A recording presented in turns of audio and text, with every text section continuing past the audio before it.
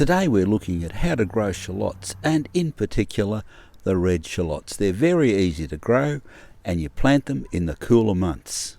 We're growing these plants in a raised garden bed, and this is how you plant the bulbs. Simply make a little hole like that, put the shallot in, backfill around it so that you have got the neck of the bulb just at soil level. We're planting the bulbs at around about 20 centimetres apart, and remember, just so that the necks are close to the surface. If we take a look at the bulb, that's the root end and that's the pointy end. So the root end down, pointy end up. And again, even with this bulb, which is a bit bigger, roots down, pointy end up. In this soil, because we've dug it over, we don't even need to dig them in. We haven't put any extra fertiliser into the soil because it's rich enough, and these red shallots, in fact all shallots, don't really like a rich soil. After we've done that, all we have to do is to water them in. Once you've watered them in, make sure you keep them moist, but certainly not wet and soggy. From planting shallots to harvest time will take around about 6 months. And here are our shallots just over a week after we've planted them, and they're starting to shoot already. Shallots, and as you can see, they're starting to flower. They're flowering early, and that's because they've been under stress.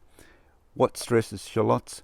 Wet weather, cold weather, a combination of the two. Also extremely dry weather and heat.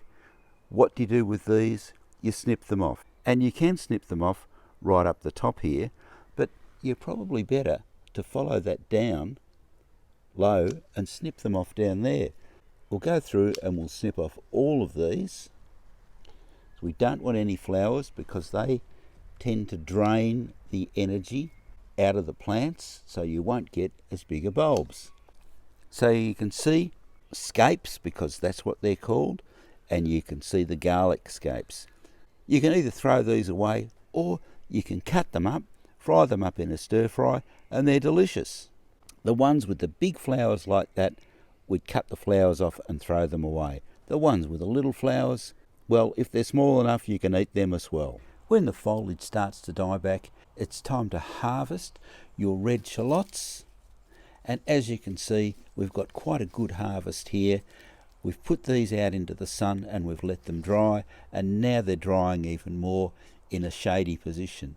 Once they're nice and dry, we can store them inside, and they should last for a number of months.